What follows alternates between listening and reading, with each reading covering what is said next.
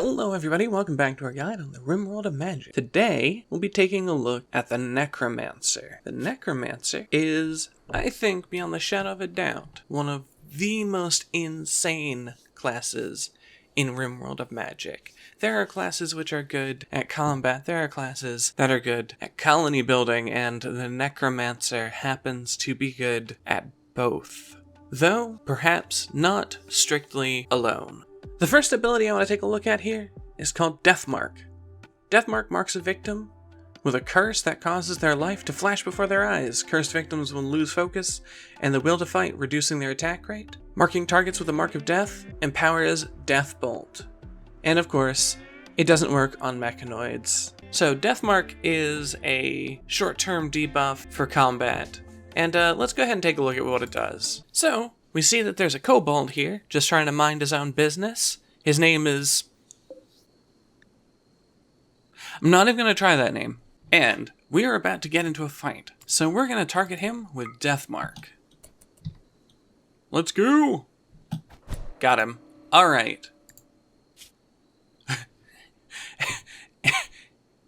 Well, no wonder he's attacking Bug. He's a mana addict. Shame. A real shame, really, what mana potions do to a man. So this guy has been targeted with Deathmark. His manipulation, sight, melee dodge chance have all gone down, and his aim time has gone up. Oof, this guy's gonna have a hard time. So I wonder if this will allow just a melee bug to take him on.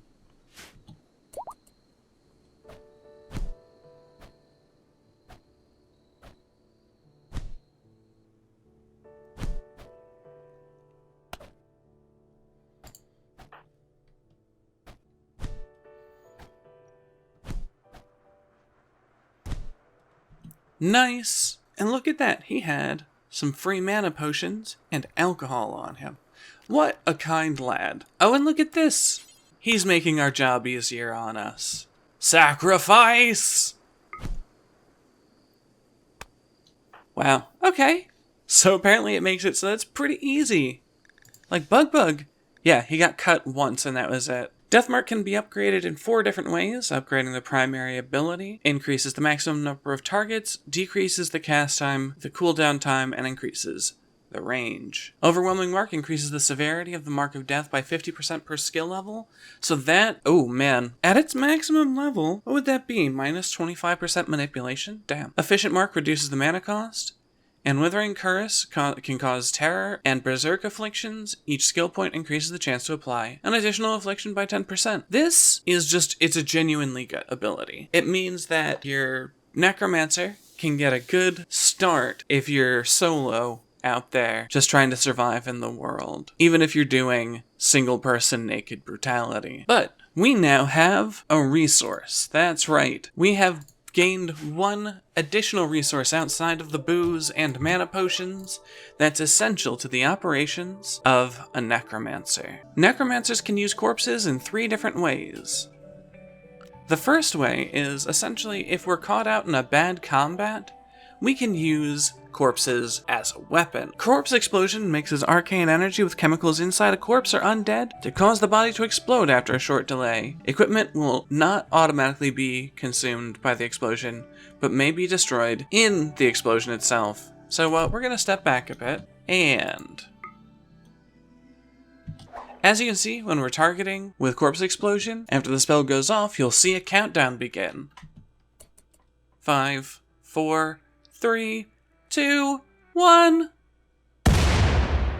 Hilarious. Corpse Explosion can be upgraded in 4 different ways. The primary ability, increasing mana cost, range, decreasing cooldown, cast time. Violent Explosion increases the damage of Corpse Explosion, also increases the radius by 10% per level. Corpse Mastery reduces the mana cost, while Volatile Toxin reduces the explosion delay by 1 second per skill point and increases the radius further. I never use Corpse Explosion. However, if you are going to use it, I imagine putting the 3 points into Volatile Toxins and improving the primary attribute itself probably helps out a fair amount, as you don't want much time in between pointing at the corpse and the corpse going boom. The next way Necromancers implement a corpse is to just straight up eat the thing. As you can see, we are not at full mana. We're at 82, and that is absolutely unacceptable if you're a Necromancer. If you're a Necromancer, well, if you're a mage at all, you want to be on full mana all the time. So, well, I mean, no one else seems to be around to get upset about this, so we're just gonna eat this corpse. Consume corpse consumes a corpse or undead to replenish mana, apparel, items, and equipment remain, but all the material belonging to the corpse itself is consumed. So we're currently sitting at 83 mana, and after we eat the corpse, we have gained 7 mana. Isn't that fantastic? Corpse consumption can be upgraded in 3 different ways. Upgrading the primary ability decreases the mana cost, increases the range, decreases the cooldown, and cast time. Greedy consumption increases the amount of mana restored by consuming a corpse. It says by 7%. Now, I'm going to argue that this isn't necessarily all that useful. 7% of 7, like that's not even 1. I don't know, I would have increased it by 1 solid number per level or something. That way you are getting something each level, but that's just me. Healing consumption. Consumed corpse also heals the physical wounds of the caster. The amount of healing varies based on type, human or animal, and freshness of the corpse or undead being consumed. If you are going to use corpse consumption, which I suggest you do, I'm going to suggest that you put at least 1 point into healing consumption. This just allows you to mitigate a lot of the harm that comes both in combat and after combat, as, like it says, you can also just straightforward eat zombies. Eat zombies, you say? Well, there's been no indication that we can get zombies yet. How do we get a zombie? That's the next way we implement corpses. Our next ability to look at is Raise Undead. Raise Undead is the premier Necromancer ability. When you think of Necromancers, this is what you think of. Raise Undead from corpses only works on biological creatures that were once living, so unfortunately, no mechanoid zombies. Undead will remain under the Necromancer's control indefinitely. Each undead human will incur a mana upkeep cost of 30% of the base mana regeneration. Undead animals incur an upkeep cost of 15% for every 100 combat. Power. There is no limit to the number of undead a Necromancer may control. However, when the Necromancer no longer has mana to maintain undead, they will automatically be consumed until the number of active undead is reduced to a manageable level. Now, that last part there is strictly true, but there are some workarounds we'll talk about later. So, of course, we just go and cast this AoE on our corpse here.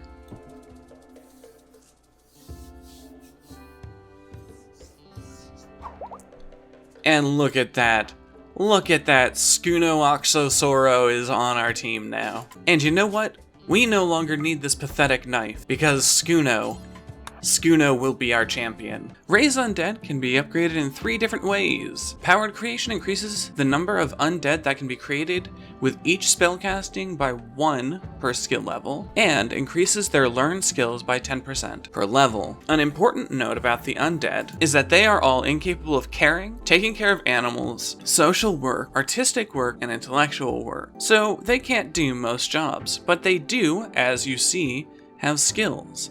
These are generated when they are brought back as undead. Undead almost never know how to shoot. It is very rare that I've ever seen them with any points in shooting. I think I've seen one once with like a 3 in shooting. It was an amazing day. Melee tends to be high, mining tends to be high. All undead have the following 2 traits: psychopath, which means they don't get concerned when their allies are imprisoned, buried, sold into slavery, and anything like that. And they're undead, which means they no longer need to eat nor sleep. They have decreased movement speed, decreased work speed, decreased negotiation ability. They can exist in any temperature, are immune to toxicity, and immune to diseases, as well as have a high pain shock threshold. Another important note about the undead is that they can't be healed through divine magic, such as from a paladin or a priest. So, let's say we have our priest friend here attempt to heal our little undead buddy. Let's see what happens. As you can see, he gets hit with Holy Wrath, causes him to start bleeding and take a significant amount of damage. I've definitely accidentally killed some undead this way in the past. The next way Raise Undead can be upgraded is through Cheating Death. This reduces the mana cost of Raise Undead by 5% and reduces the cost to maintain Undead by 10% per skill level. An important thing to note about keeping Undead is that each one decreases your total mana regen rate by 0.072. And that might not sound like a huge number, but when you compare it to your overall mana regeneration rate, our current is sitting at 0.168. This means that we're not going to be able to maintain many undead. Right now, we're only able to maintain a total of 3. Cheating Death is absolutely essential if you want to control a horde of undead. Hasten Undead increases the movement and action speed of undead by 5%. Since we know that they have a decreased movement and action speed, it's genuinely a good thing. So yeah, undead, pretty cool. Undead are treated just like any other pawn. As you can see, we can assign them priorities. They can cook, they can hunt, construct, grow, mine, plant, smith, tailor, craft, haul, and clean. An important thing to note is that while they can do all of these things, they cannot improve any of their skills. So, even if we have our boy here go and cut down a tree, you'll see he gains no plants experience. We can even have our boy go and harvest some heal root, and no experience is gained. This means that over time, if you have skill degradation active, zombies will slowly just lose all of their skills, so the freshest zombies are always the strongest. The next ability we're going to look at here is Fog of Torment. This creates a fog that causes pain and suffering to every living creature within. Undead within the fog are slowly healed and suffer no penalties from it. This is an amazing ability that gives your undead a massive advantage in combat. So Skunosoro here has found one of their old friends, Bat. Bat is a wayfarer, a trained melee combatant, and now they're face down with their old friend coming to kill them. No, not the dog! You bastard! Dog, run away! Run, Rogan, run! Oh god. Fog of Torment, go!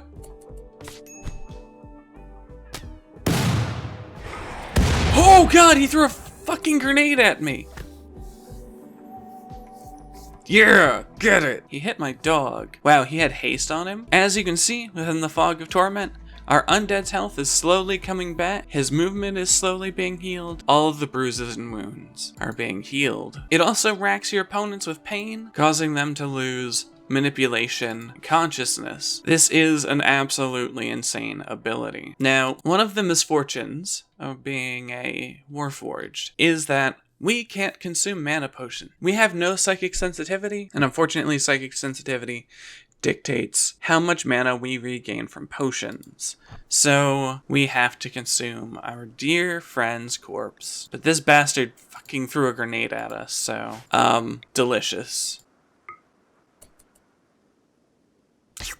Fog of Torment can be upgraded in 4 different ways. Deadly Torment increases the damage and penalties caused by Fog of Torment by 33% per skill level. It also increases the amount of healing that undead are healed by 50%, which looks like it effectively translates into 1 point.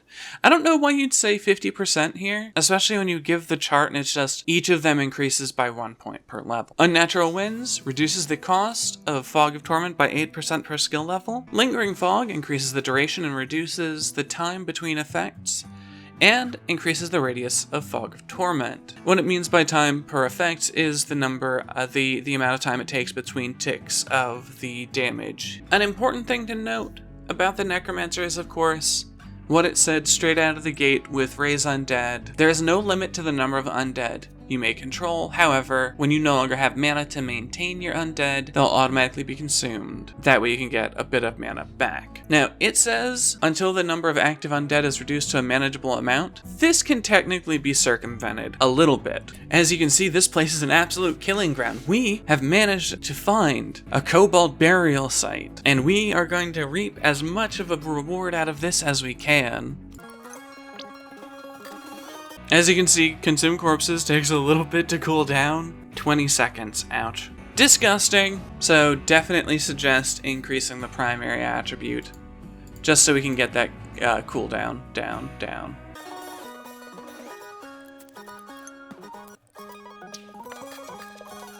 As you can see, now that we've raised up 2 more undead, we are down to 0.24% per 5 seconds mana gain. If we go and consume a few more corpses,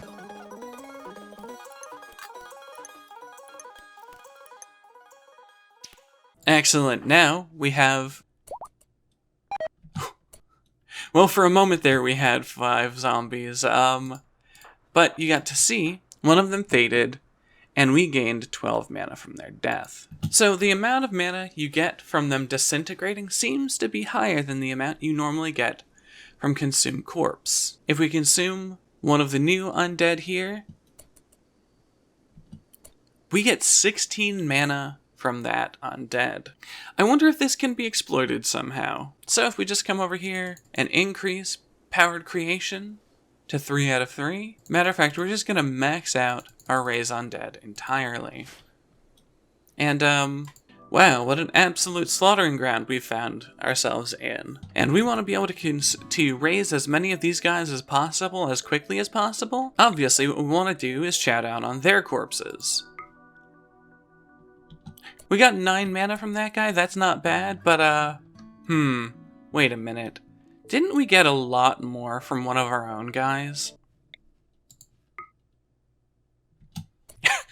So we just ate one of our own zombies, and we went from 38 to 55. That's 17 mana. Oh look, we can now use Raise Undead.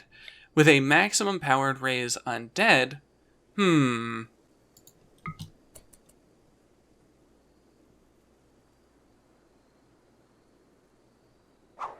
we've now got 4 more undead. 5? Was that 5? 1, 2, 3, 4. Yes, I'm bad at math as it turns out. Listen, I'm just a necromancer. I'm not a math magician. But oh no! Our mana gain's at negative 0.113% per 5 seconds. How are we going to deal with this? We need to make a small stockpile zone is how we're going to deal with this. Alright, you bastards. Go get those corpses. Alright, Bug, we need more mana quickly. Eat the spider. Oh my lord. Did we just gain 20-something mana? We now raise these dead guys. And ba-bam, even more undead. Isn't that delicious? We're just gonna eat this one. And look at that, we're up to 20-some-odd mana now. That's right, it looks like the best way to expand our ever-growing undead horde is to just eat it. To just allow yourself to, over time, consume... No, that was Skuno! Skuno, I'm sorry. He was my first. But it's just to consume your own corpses. And this is essentially the life cycle of the Necromancer. Going around, consuming corpses, and raising the dead. But there's gotta be a more efficient way to increase our power exponentially. Well, nearing the end of the life cycle of the Lich is its final ability, which you have to go around and actually look for. This is their master spell. Kroyo here has just informed me that it's been found. Ignore the obvious poor construction and the fact that it looks like it was thrown together by a complete moron. It's said that this tomb contains an ancient power, which can transform our Necromancer into something more. Alright boys, make sure there's nothing here that can stop us. I mean, obviously there's nothing here that can stop us. It's a graveyard. The master level spell for the Necromancer is Lichform. Lichform transforms the Necromancer into an undead lich, gaining immortality and limitless arcane power. Once used, there is no return. This increases our maximum mana by 50%, our mana regen by 50%. We are immune to disease, resistant to damage, we gain natural health regeneration, and no longer need to eat or sleep. We also gain access to 2 new abilities, but we can no longer do work involving caring, social, animals, firefighting, or dumb labor. We lose all passion for work except for fighting and research, It reduces our learning speed by 40% and our global work speed by 75%, as well as lowering our movement speed. So it's a hell of a trade-off. But we're becoming a lich anyway, screw you! As you can see, the Lichform spell has rather a long cooldown.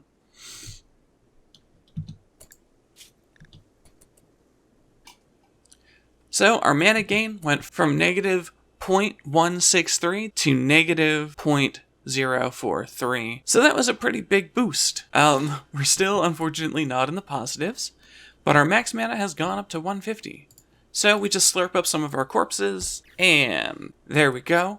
Now, we're at, about a third of our mana. Oof. And as you can see, we've gained access to 2 new abilities. Deathbolt is essentially a Lich's Fireball. It's a small AoE blast that causes intense pain to any living creatures caught in the blast radius. So, as you can see by the statistics here, has a decent explosion on it. It fires 2 bolts and deals a hefty amount of damage. And it can be upgraded in 4 different ways. Upgrading the ability itself improves the radius and the cooldown. At higher levels, it'll even add a 3rd bolt. Unholy Might increases the damage of Deathbolt by 5, and increases the damage of Spreading Darkness, which is a secondary AoE effect, where the ability lands. Eternal Learning, of course, reduces the mana cost, while Spreading Darkness increases the AoE on the secondary effect. So how about we check that out? Oh no!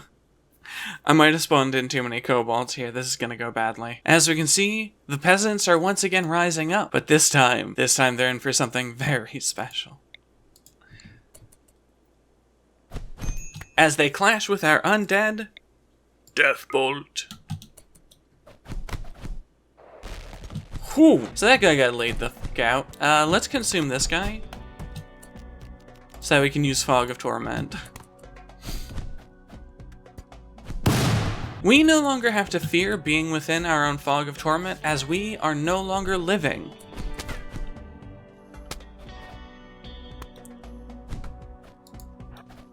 So it now heals us,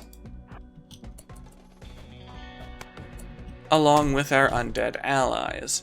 Our undead allies, however, don't seem to be doing very well. Come on. Alright, consume Treem. Can we... Oh, no. I don't have enough mana. Oh, God. Alright, it looks like I gotta get in there myself. Actually, hold on. Back up. Okay. No, you want to come after me? And... No? Oh god. It looks like Bug's about to die, and this is a great opportunity for us to premiere our final ability. This is sort of the Deus Ex Machina that all villains have. As you can see, the heroes have just about defeated us, and we get to make a swift exit with the flight ability. This quickly flies to a target location. This has, a bit of an absurd range on it. So we're all the way over here, and we can just straightforward teleport all the way over here, or up to the top of this mountain, which is what we're gonna do, just to get away. Goodbye, heroes!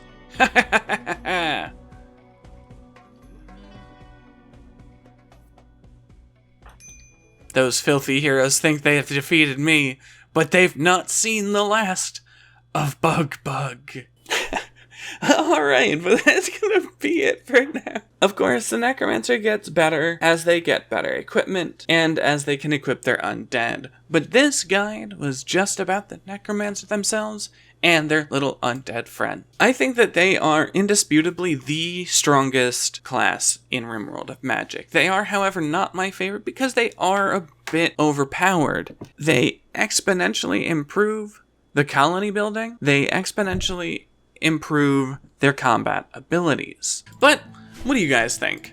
Do you think that the Necromancer's too strong? Let me know in the comments down below. Do you think that there's a stronger class that maybe we've already covered or one we haven't? In the meantime, if you're interested in checking out Rimworld of Magic, I'll leave a link to both Rimworld of Magic and Cures classes in the description, because I use both of them. As well, you can join us over on the Discord, where we like to talk about Rimworld, Rimworld of Magic, magic in video games, and modding in general. I also stream 3 days a week over on Twitch. You can join us there where we play Rimworld, generally using Rimworld of Magic because it just adds so much to the game.